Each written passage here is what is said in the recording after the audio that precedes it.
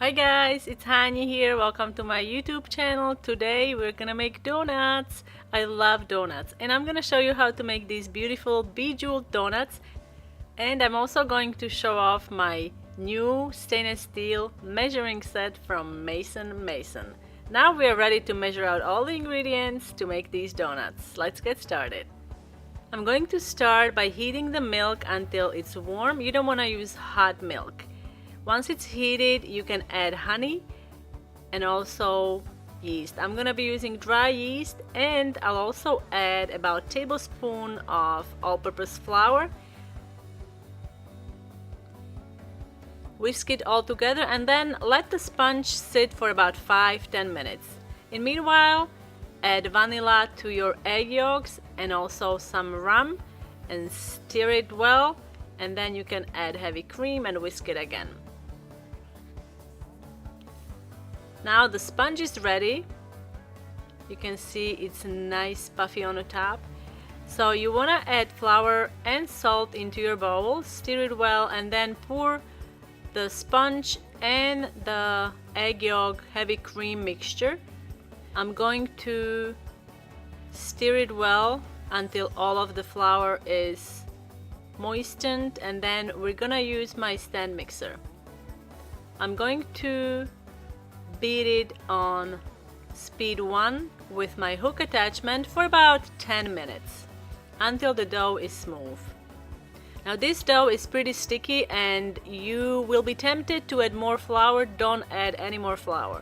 I'm going to cover it with plastic wrap and we're going to prove it in warm place for about an hour.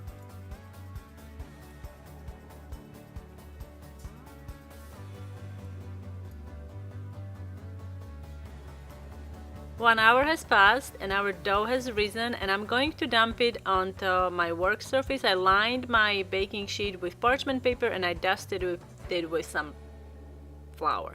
If you look closely, the dough has lots of tiny holes. It reminds me of spiderweb. I'm going to work with one half of the dough at a time. You can use rolling pin, but a lot of people don't even use rolling pin. They use their hands, or you can use a glass or whatever cylinder shape you have in the house will work. And now cut out rounds. I'm using about 3-inch cookie cutter. They do sell specialty donut cutters. The one I have I don't like because it's too small, so I decided to use 2 cutters.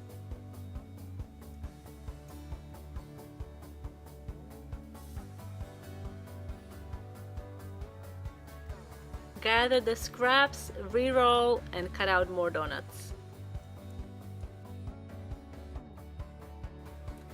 My grandmother made us donuts quite often, and she would actually press the center of the donut like this and fry them this way. That way they will have a little dimple in the center, and she would put the filling in there. Usually we had a jam filling.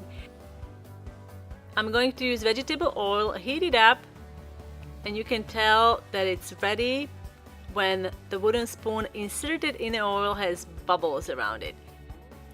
Carefully put the donut in the oil upside down. I'm also adding 2 carrots. They are supposed to keep your oil clean. Cover the pot and cook it for about a minute or so.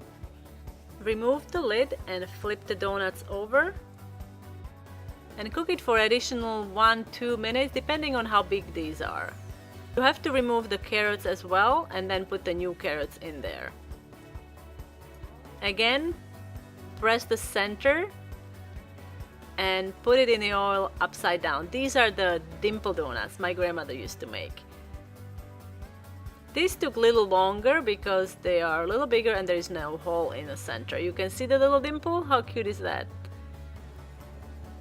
I'm going to drain these on a paper towel, and then once they are cool, who are we kidding? I didn't wait till they cooled. I tried one like in 5 minutes after I took it out. It was so good. Anyway, now we are ready to prepare the glazes. I'm gonna use chocolate glaze. I'm adding powdered sugar, cocoa powder, chocolate chips, butter, and milk. I'm gonna heat it up on medium heat until it's all melted and delicious. That's 1 glaze. Second glaze, I'm using lemon juice, butter, lemon zest. I'm going to heat it up just until butter is melted, and then we'll add it to powdered sugar. For the third glaze, we're going to use fresh raspberry glaze. I'm going to puree raspberries until smooth, and then we're going to strain it through a fine mesh sieve to get rid of the seeds. I don't like the seeds. And then we're gonna add this to powdered sugar. Also, you need to add melted butter and then whisk it until smooth. For the jewels, I'm using raspberries covered in yogurt and edible silver leaf. Take a small piece of silver leaf and place it on yogurt covered raspberry, and then use a brush to adhere it. This is not something I would do if I had to make 100 donuts. It's for special occasion, guys. Now we have 3 glazes. You can make these ahead of time and then reheat them in the microwave. For the jewels, I'm using these jeweled jelly beans, yogurt covered raspberries with silver leaf, and these beautiful sprinkles. And now it's time to dip these in the chocolate.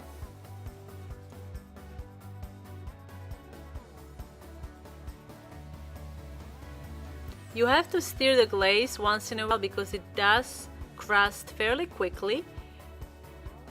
And then put the sprinkles on the top. This lemon glaze is also exceptional on blueberry bundt cake. It's so delicious. These jeweled jelly beans really look like little jewels. They have a nice sparkle to them and they are quite tasty. They are like more citrusy, so they go really well with the lemon glaze. Remember those dimple donuts we made? I'm going to dip those in the raspberry glaze, and we're gonna put raspberry in the center. And decorate with yogurt covered raspberry with silver leaf. Now here is another idea. You can also put the raspberry glaze in a piping bag and drizzle it over chocolate glazed donut. Place the donuts on a cooling rack and let the glaze harden. Now if you wanted to make it a little more fancier, like it's not fancy enough, you can also use some gold luster dust and a fan brush and paint chocolate glazed donuts.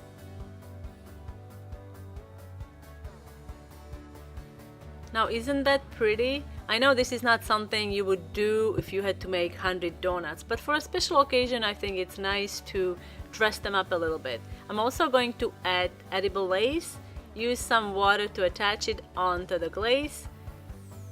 I also wanted to let you know, guys, that the stainless steel measuring set we used to measure out all the ingredients for these delicious donuts is available to purchase on Amazon with a 10% off when you use a promo code at the checkout. Link to the Amazon store where you can purchase the set and the promo code are posted down below in the description box. And also both of the cups and the spoons have US metric and imperial measurements. I find this really useful and super convenient when you are baking and converting recipes a lot, which I do all the time. Personally, I think this set would make for a really cute gift for a baker or a cook in your life, and I wish I had bought the stainless steel set years ago. I've been using plastic ones and I really like the feel of this one. And now back to the donuts. So I wanted to see which donut would you guys like to eat. Is it the lemon, raspberry, or chocolate? I kind of have a feeling that most people would go for chocolate, but surprise me. I hope you guys enjoyed this video. I loved making these donuts. Thank you so much for watching, and I will see you next time.